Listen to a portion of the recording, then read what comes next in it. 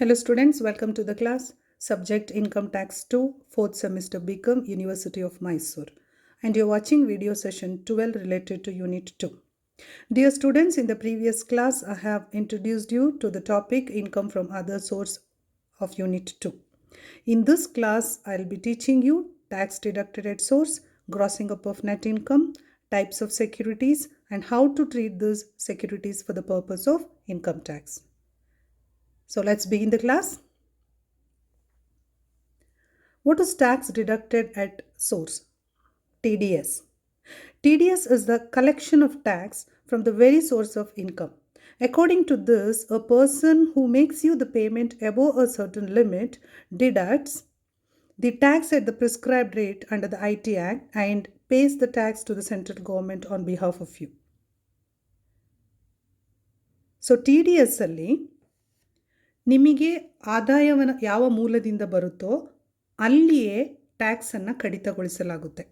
ಅಂದರೆ ನಿಮಗೆ ಯಾರು ಆದಾಯವನ್ನು ಕೊಡ್ತಾರೋ ಅವರೇ ನಿಮ್ಮ ಪರವಾಗಿ ಟ್ಯಾಕ್ಸನ್ನು ಕಡಿತಗೊಳಿಸಿ ಸರ್ಕಾರಕ್ಕೆ ಪಾವತಿಯನ್ನು ಮಾಡ್ತಾರೆ.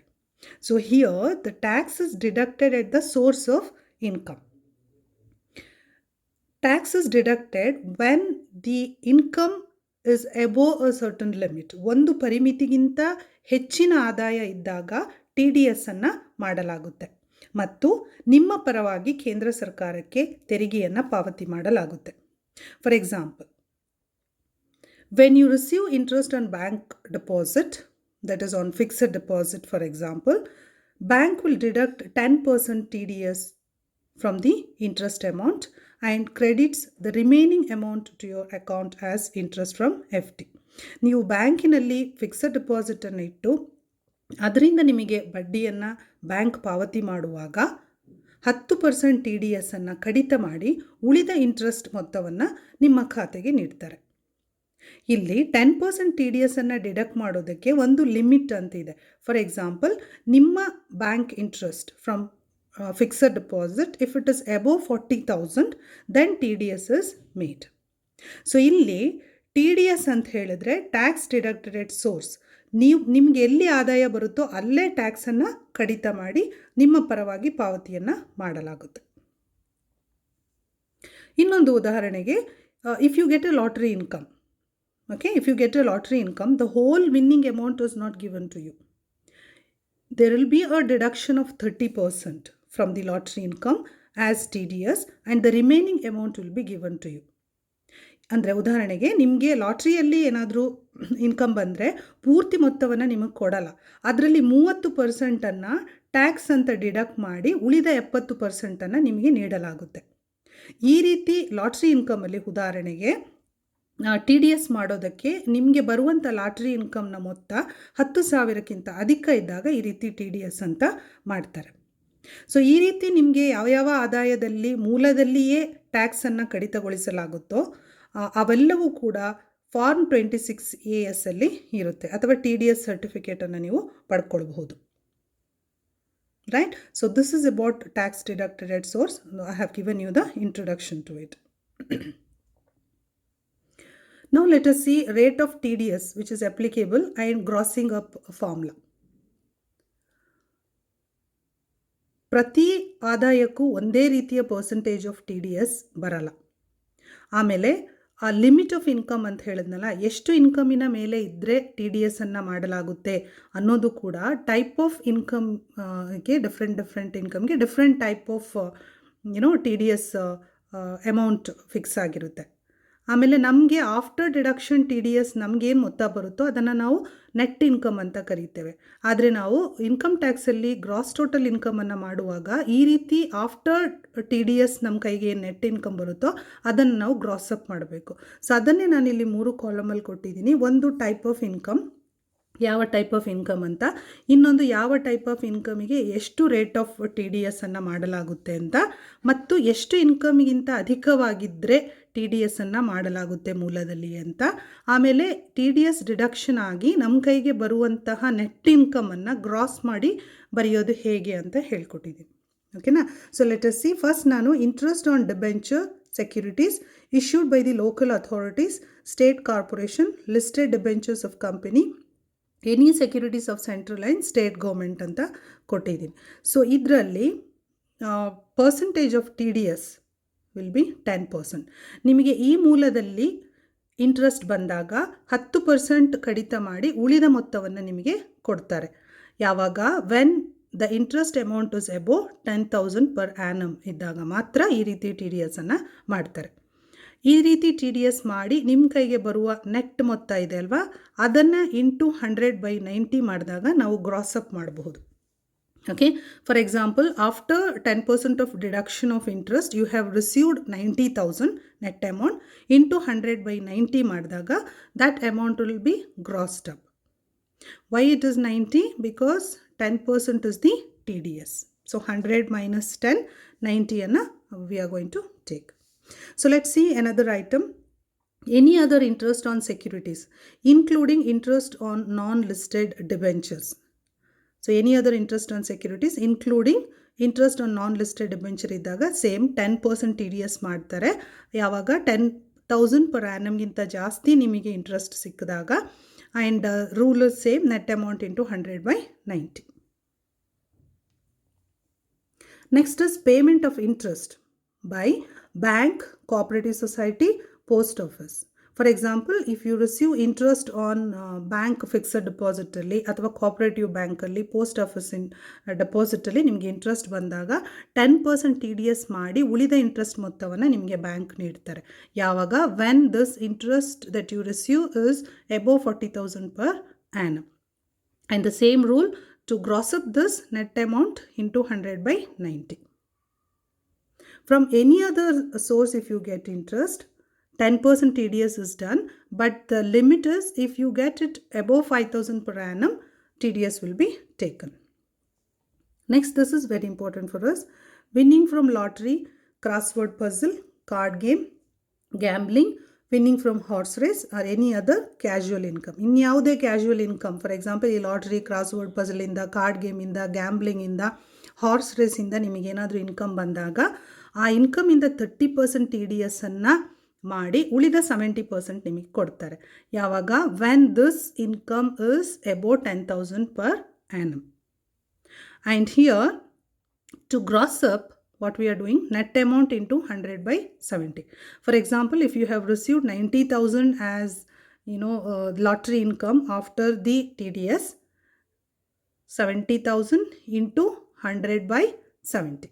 So whatever the amount you have received into 100/70. Why 70? Because 30% has gone as the TDS. So 100 minus 30. Next is when you receive commission on insurance or commission on lottery, 5% is deducted as TDS when this type of income is 50,000 per annum or more. And rule is net to gross up, net amount into 100/95. This is 95.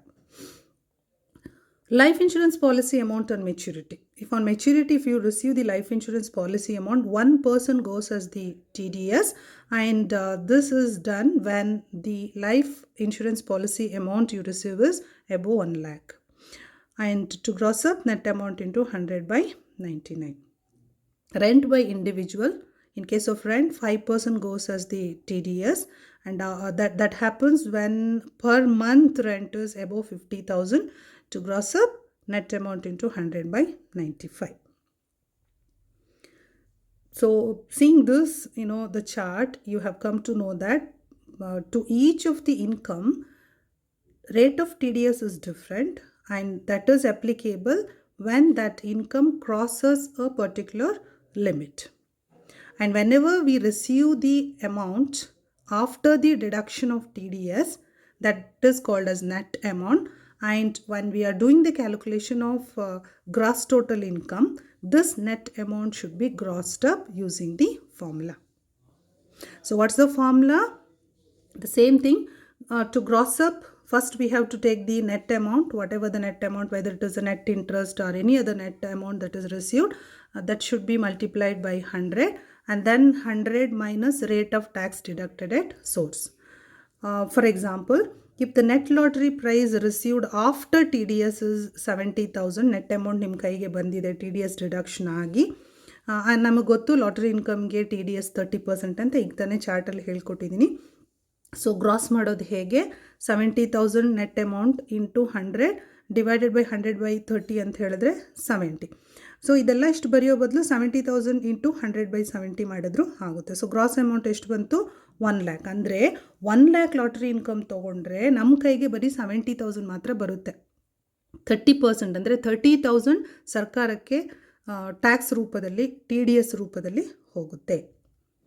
Okay, so if you have understood, fine. Let's go into the detail.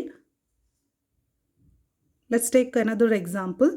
Example 2 ನೋಡೋಣ. If net interest on debenture, ನಾನು ಡಿಬೆಂಚರ್ನ ಕೊಟ್ಟಿದ್ದೀನಿ, interest. So ಗಮನಿಸಿ, net interest on debenture received 90,000 ಇದ್ದಾಗ ನಮ್ಗೆ ಗೊತ್ತು ಇಂಟ್ರೆಸ್ಟಿಗೆ, ಡಿಬೆಂಚರ್ಗೆ, ಸೆಕ್ಯೂರಿಟಿಗೆ ನಾನು ಹೇಳ್ಕೊಟ್ಟಿದ್ದೀನಲ್ವ 10% TDS ಹೋಗಿರುತ್ತೆ. ನಾವು ಇದನ್ನು ಗ್ರಾಸ್ ಮಾಡಬೇಕು. 90,000 ನಮ್ಗೆ ಬಂದಿರೋ net amount. So same 90,000 into 100 divided by 100 minus 10 ಮಾಡ್ತೀವಿ. ಸೊ ಕೆಳಗಡೆ ಇಲ್ಲಿ ನಾವು 90ನೇ ಬರೆಯೋದು ಯಾವಾಗ ಇಂಟ್ರೆಸ್ಟ್ ಇದ್ದಾಗ. So 90,000 into 100/90. So gross amount ಎಷ್ಟು, 1 lakh. ಹಾಗಾದರೆ ನಮ್ಮ ಕೈಗೆ ಬರಬೇಕಾಗಿದ್ದ ಅಮೌಂಟ್ ಎಷ್ಟು, 1 lakh interest on debenture. But ನಮಗೆ ಬಂದಿದ್ದು 90,000 ನೆಟ್ ಅಮೌಂಟ್. ನಮಗೆ 90,000 ನೆಟ್ ಅಮೌಂಟ್ ಬಂದಾಗ ನಮ್ಮ ಗ್ರಾಸ್ ಎಷ್ಟು ಅಂತ ನಾವು ಈ ಫಾರ್ಮುಲಾ ಹಾಕ್ಕೊಂಡು ಮಾಡ್ತೀವಿ. ಸೊ ಇಷ್ಟೆಲ್ಲ ಪೂರ್ತಿ ಫಾರ್ಮುಲಾ ಬರೆಯೋ ಅಗತ್ಯ ಇಲ್ಲ. Just you can write this and solve the problem. Okay, I hope you have understood. Let's move on to the next topic under this. TDS is not done for interest from the following. ಈ ಕೆಳಗಿನ ಐಟಮ್ಸ್ಗಳಿಗೆ TDS ಅನ್ನು ಮಾಡಲ್ಲ ಅಂತ ಹೇಳ್ತಾ ಇದ್ದೀನಿ. So ಯಾವುದು ಅಂತ ನೋಡೋಣ. 4.25% national defence bond, national development bond, 7 years national saving certificate, debenture issued by the cooperative society or public sector company or institution notified by the central government. 6.5% gold bond 1980. Any security of central or state government, securities of LIC, General Insurance Corporation. So ಇವಕ್ಕೆ TDS ಇಲ್ಲ. Next heading, following interest from the bonds, securities and deposits are fully exempt from tax. ಅಂದರೆ ಈಗ ನಾನು ಯಾವ ಐಟಮ್ಸ್ಗಳನ್ನ list ಮಾಡಿದ್ದೀನೋ ಅವುಗಳಿಗೆ tax ಇಲ್ಲ. ಓಕೆನಾ. So ಯಾವುದು ಅಂತ ನೋಡೋಣ. Post office cash certificate of 5 years, post office national saving certificate 12 years, post office cumulative time deposit 15 years, public account of post office savings account up to 5,000 ಇದ್ದಾಗ, fixed deposit in post office, national plan certificate of 10 years, 12 years national saving certificate NSC 12 years, national plan saving certificate 12 years, national defence gold bond 1980. So ಇವಷ್ಟಕ್ಕೆ fully exempt from tax. Similarly, special deposit scheme 1981, special bearer bond 1991, treasury saving deposit certificate of 10 years, interest on 7% capital investment bond, notified NRI bond, interest on bonds issued by local authority of state finance entity notified by central government, interest on relief bonds and savings bonds, 9.5% secured redeemable REC bonds, Rural Electrification Corporation bond 1997. As students, I understand that just going through it or listening to it, it is not possible to remember all the heads. But whenever you are solving the problem, go back to the video or go back to the study material and try to identify what are the items that come under TDS and what are the interest from bonds or securities or deposits which are not taxed. So we have to find difference between the securities which are taxed and which are not taxed, and the securities on which there is TDS, and the interest on securities on which there is no TDS done at the source. Just namge difference ಮಾಡೋದಕ್ಕೆ ಬರಬೇಕು. You can always learn when you are solving the problem, right? So let's move on. Now I have told you in the beginning that I'll be teaching you on securities also. ಇದರಲ್ಲಿ ನಿಮಗೆ 10 ಮಾರ್ಕ್ಸಿಗೆ ಒಂದು important question ಬರುತ್ತೆ. What do you mean by securities and explain the types of securities ಅಂತ ಬರುತ್ತೆ. ತುಂಬ simple ಆಗಿದೆ. Securities ಅಂದರೆ ನಿಮಗೆ ಗೊತ್ತು, as investors we invest in various securities to earn return. ಹೂಡಿಕೆ ಮಾಡ್ತೀವಿ ನಾವು, ಅದರಿಂದ ಹೂಡಿಕೆಯಿಂದ ನಮಗೆ ರಿಟರ್ನ್ಸ್ ಬರಲಿ ಅಂತ. ಈ ರೀತಿ ನಾವು ಮಾಡುವಂತಹ ಹೂಡಿಕೆಯನ್ನು ಸೆಕ್ಯುರಿಟೀಸಲ್ಲಿ ಮಾಡಿದಾಗ ನಮಗೆ ಅದರಿಂದ ಇಂಟ್ರೆಸ್ಟ್ ಬರುತ್ತೆ. ಸೊ ಅದಕ್ಕೆ ಸಂಬಂಧಪಟ್ಟ ಲೆಕ್ಕ ಇನ್ಕಮ್ ಫ್ರಮ್ ಅದರ್ ಸೋರ್ಸಲ್ಲಿ ಬರುತ್ತೆ. ಹಾಗಾಗಿ ಈ ಹೆಡ್ಡಲ್ಲಿ ನಾವು ಇದನ್ನು ಕಲಿತೀವಿ. These securities are classified for the purpose of taxing into 2 types. 2 type of securities mainly ನಾವು ಐಡೆಂಟಿಫೈ ಮಾಡ್ತೀವಿ. ಒಂದು ಗೌರ್ಮೆಂಟ್ ಸೆಕ್ಯುರಿಟೀಸ್, ಇನ್ನೊಂದು ಕಮರ್ಷಿಯಲ್ ಸೆಕ್ಯುರಿಟೀಸ್. ಓಕೆನಾ? ಸೊ ಇದರಲ್ಲಿ ಗೌರ್ಮೆಂಟ್ ಸೆಕ್ಯುರಿಟೀಸಲ್ಲಿ 2 ಟೈಪ್ ಇದೆ. Tax free government securities, less tax government securities. Same commercial ಸೆಕ್ಯುರಿಟೀಸಲ್ಲಿ 2 type ಇದೆ. ಟ್ಯಾಕ್ಸ್ ಫ್ರೀ ಕಮರ್ಷಿಯಲ್ ಸೆಕ್ಯುರಿಟೀಸ್, ಇನ್ನೊಂದು less tax commercial securities. So 2 main classification: government securities, commercial securities. In both these type we have tax free and less tax, right? Okay. Let's see what is the meaning of government securities and how it is treated for the purpose of tax. So government securities, under that tax free government securities, tax free antide. So these are issued either by the central or the state government. Because it is a government security, they are exempted from tax. So therefore we are not including this under the total income, right? So tax free government securities anta kandaga last column alli exempt anta baradbidi. So we are not going to compute this. Less tax government securities bandaga they are fully taxable. Less tax government securities, they are fully taxable. As usual we can say it is issued by the government and it is fully taxable, but no TDS is done. So ನೀವೇನಾದರೂ less tax government ಸೆಕ್ಯುರಿಟೀಸನ್ನು ತೊಗೊಂಡ್ರೆ ಸರ್ಕಾರ ಯಾವುದು TDS ಅನ್ನು ಮಾಡಿರೋದಿಲ್ಲ. ನಿಮಗೆ ಪೂರ್ತಿ gross ಮೊತ್ತವನ್ನು ನಿಮ್ಮ ಕೈ ಕೊಟ್ಬಿಡ್ತಾರೆ. ಓಕೆನಾ? ಬಟ್ ಆ ಮೊತ್ತದ ಮೇಲೆ ನಾವು ಟ್ಯಾಕ್ಸಿಗೆ ಹಾಕ್ಕೊಳ್ಬೇಕು. Whatever the interest we receive from less tax government securities, no TDS is done. Therefore we have to we shouldn't do any gross up. Formula ಹಾಕ್ಕೊಂಡು ಏನು ಮಾಡೋದಕ್ಕಿಲ್ಲ. ನೇರವಾಗಿ ಆ ಮೊತ್ತವನ್ನು ಲಾಸ್ಟ್ ಕಾಲಮ್ಗೆ ಟ್ಯಾಕ್ಸೇಬಲ್ ಅಂತ ಬರೀಬೇಕು. ಓಕೆ, ನಾವು ಲೆಟ್ ಅಸ್ ಸಿ ಕಮರ್ಷಿಯಲ್ ಸೆಕ್ಯುರಿಟೀಸಲ್ಲಿ. ಇದರಲ್ಲಿ as usual ಅಲ್ಲಿ ಹೇಗಿತ್ತು ಹಾಗೇ ಟ್ಯಾಕ್ಸ್ ಫ್ರೀ ಅಂತಲೂ ಇದೆ, ಲೆಸ್ ಟ್ಯಾಕ್ಸ್ ಅಂತಲೂ ಇದೆ, ಬಟ್ ಕಮರ್ಷಿಯಲ್ ಅಂತ ಬರಿತೀವಿ ಅಷ್ಟೇ. Tax free commercial securities, these are the securities issued by the local authorities, statutory corporations or companies, which may be in the form of bond, debenture. ಈ securities bond, debenture ರೂಪದಲ್ಲಿ ಇರುತ್ತೆ. And TDS ಮಾಡ್ತಾರೆ. So ನಿಮಗೆ local authorities, corporations and companies tax free commercial ಸೆಕ್ಯುರಿಟೀಸನ್ನು issue ಮಾಡಿದರೆ ಅದರ interest ನಿಮಗೆ ಕೊಡೋದಕ್ಕೆ ಮುಂಚೆ ಡಿಡಕ್ಷನ್ ಮಾಡಿ ಪರ್ಸೆಂಟೇಜ್ 10% ಏನಿದೆ ಅದು ಡಿಡಕ್ಷನ್ ಮಾಡಿ ಬಾಕಿ ಮೊತ್ತವನ್ನು ನಿಮ್ಗೆ ಕೊಡ್ತಾರೆ. ಅಂದರೆ ನಿಮ್ಮ ಕೈಗೆ ಬರೋದು ಗ್ರಾಸ್ ಅಲ್ಲ, net interest. So tax paid on such interest should be included in gross total income. ಓಕೆನಾ? ಸೊ ನಾವು ಅದನ್ನು ಗ್ರಾಸ್ ಟೋಟಲ್ ಇನ್ಕಮಿಗೆ ಬರೀಬೇಕು. Next, less tax commercial securities. These are securities issued by the company and tax will be deducted. So ಇಲ್ಲೂ ಅಷ್ಟೇ, commercial ಟ್ಯಾಕ್ಸಲ್ಲೆಲ್ಲ ನಾವು TDS ಇದೆ ಅಂತ ಬರಿತೀವಿ. And therefore we have to do the gross up ಮಾಡಬೇಕು. ಅದಕ್ಕೆ ಸಂಬಂಧಪಟ್ಟ ಹಾಗೆ ರೂಲ್ ಇದೆ.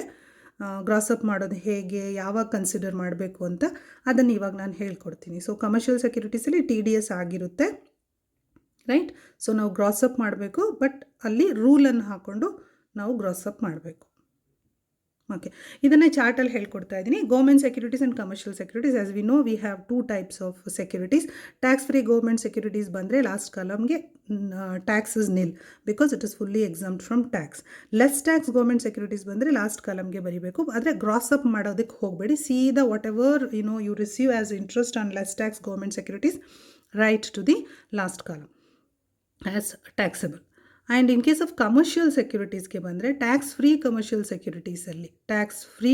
ಸೆಕ್ಯುರಿಟೀಸಲ್ಲಿ ನಾವು ಯಾವಾಗಲೂ ಗ್ರಾಸ್ ಅಪ್ ಮಾಡಬೇಕು. Tax free commercial securities of, for example tax free commercial securities of XYZ company ಅಂತಿದ್ದಾಗ ನಾವು ಅದನ್ನು ಲಾಸ್ಟ್ ಕಾಲಮ್ಗೆ ಬರೆಯೋಕ್ಕೆ ಮುಂಚೆ ನಾವು ಗ್ರಾಸ್ ಅಪ್ ಮಾಡಿ ಬರೀಬೇಕು. Whether rate of interest is given or amount of interest is given. Percentage ಕೊಟ್ಟಿರ್ತಾರೆ, 10% tax free commercial security ಅಥವಾ 7% tax free commercial securities ಅಂತ ಕೊಟ್ಟಿರ್ಬೋದು, ಅಥವಾ 70,000 received as interest on tax free commercial securities ಅಂತ ಕೊಡ್ಬೋದು.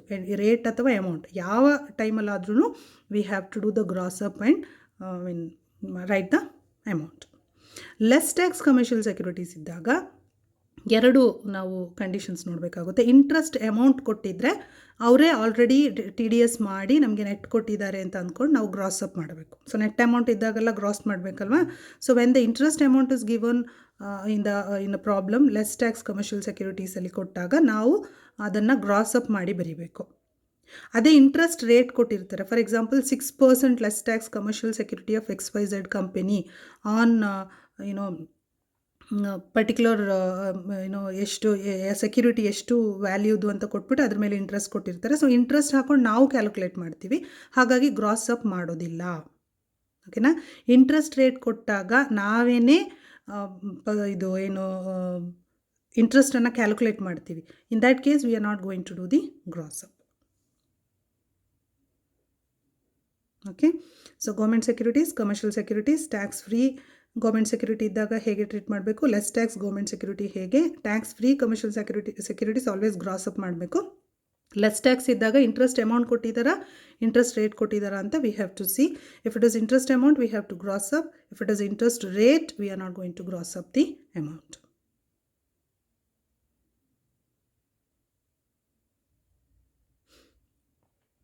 Okay, I have given some notes which you have to remember when you are doing the calculations. First one, interest from post office savings bank account, interest from cooperative bank deposit, interest from savings bank account is first taxed under income from other sources. Income from other source ಅಲ್ಲಿ ನಾವು ಇದನ್ನು taxable ಅಂತ ಅಮೌಂಟನ್ನು ಬರೀಬೇಕು. But ನಿಮಗೆ section 80 TTA ಇದರಲ್ಲಿ gross total ಇನ್ಕಮಿಂದ ಡಿಡಕ್ಷನನ್ನು ತಗೊಳ್ಳೋದಕ್ಕೆ ಅವಕಾಶ ಇದೆ. So if you receive this type of interest from the gross total income under section 80 TTA you can claim deduction to the maximum of ₹10,000 and aggregate is 10,000. ಈಗ ಎಷ್ಟು interest ಈ ಕ್ಯಾಟಗರಿಯಲ್ಲಿ ಎಷ್ಟು ಬೇಕಾದರೂ ಇಂಟ್ರೆಸ್ಟ್ ತೊಗೊಳ್ಳಿ, ಬಟ್ ಮ್ಯಾಕ್ಸಿಮಮ್ ನಿಮಗೆ total deduction ತೊಗೊಳಕ್ಕಾಗೋದು 10,000 ಮಾತ್ರ. ನೀವು 80C 80G ಎಲ್ಲ ಫಸ್ಟ್ ಪ್ರೀವಿಯಸ್ ಸೆಮಿಸ್ಟ್ರಲ್ಲಿ ಕ್ಯಾಲ್ಕುಲೇಷನ್ ಮಾಡಿದ್ದೀರಲ್ವ, ದಿಸ್ ಸೇಮ್ ವೇ ಇನ್ನೊಂದು 80 TTA ಅಂತ ಒಂದು ಡಿಡಕ್ಷನ್ ಇದೆ. This is for interest from post office savings bank account, cooperative bank deposit and savings bank ಅಕೌಂಟಲ್ಲಿ ಏನು ಇಂಟ್ರೆಸ್ಟ್ ಬಂದ್ರೂ ಇನ್ಕಮ್ ಫ್ರಮ್ ಅದರ್ ಸೋರ್ಸಲ್ಲಿ ಟ್ಯಾಕ್ಸ್ ಮಾಡ್ತೀವಿ. ಬಟ್ ನಾವು ಯಾವಾಗ ಟೋಟಲ್ ಇನ್ಕಮ್ ಮಾಡ್ತೀವೋ ಆಗ ಗ್ರಾಸ್ ಟೋಟಲ್ ಇನ್ಕಮಿಂದ ಅಪ್ ಟು 10,000 80 TTA ಅಲ್ಲಿ ಡಿಡಕ್ಷನನ್ನು ಕೊಡ್ಬೋದು. But you remember this 80 TTA deduction is not available for interest from fixed deposit ಮತ್ತು ರಿಕರಿಂಗ್ ಡೆಪಾಸಿಟ್ ಇಂಟ್ರೆಸ್ಟಿಗೆ ಇದಿಲ್ಲ. 80 TTA ಸಿಗೋದಿಲ್ಲ. ಬರೀ post office savings bank account, cooperative bank ಡೆಪಾಸಿಟ್ದು ಇಂಟ್ರೆಸ್ಟು ಮತ್ತು savings bank account up to 10,000 ಈ ಡಿಡಕ್ಷನ್ ಅವೈಲಬಿಲಿಟಿ ಇದೆ. Fixed deposit ಮತ್ತು ರೆಕರಿಂಗ್ ಡೆಪಾಸಿಟಲ್ಲಿ ಬಂದಿರೋ ಇಂಟ್ರೆಸ್ಟಿಗೆ ಈ ಡಿಡಕ್ಷನನ್ನು 80 TTAಯಲ್ಲಿ ನೀವು ತೊಗೊಳಕ್ಕಾಗೋದಿಲ್ಲ. ಸೊ ದಟ್ ಈಸ್ ಟ್ಯಾಕ್ಸೇಬಲ್ ಅಂತ ಅರ್ಥ. Right, so this is all about TDS you have learnt, and percentage of TDS, how to do the gross up, and what are the interest from bonds, securities, etc. which are not taxed, fully exempt ಯಾವುದು ಅಂತ ನೋಡಿದ್ರಿ.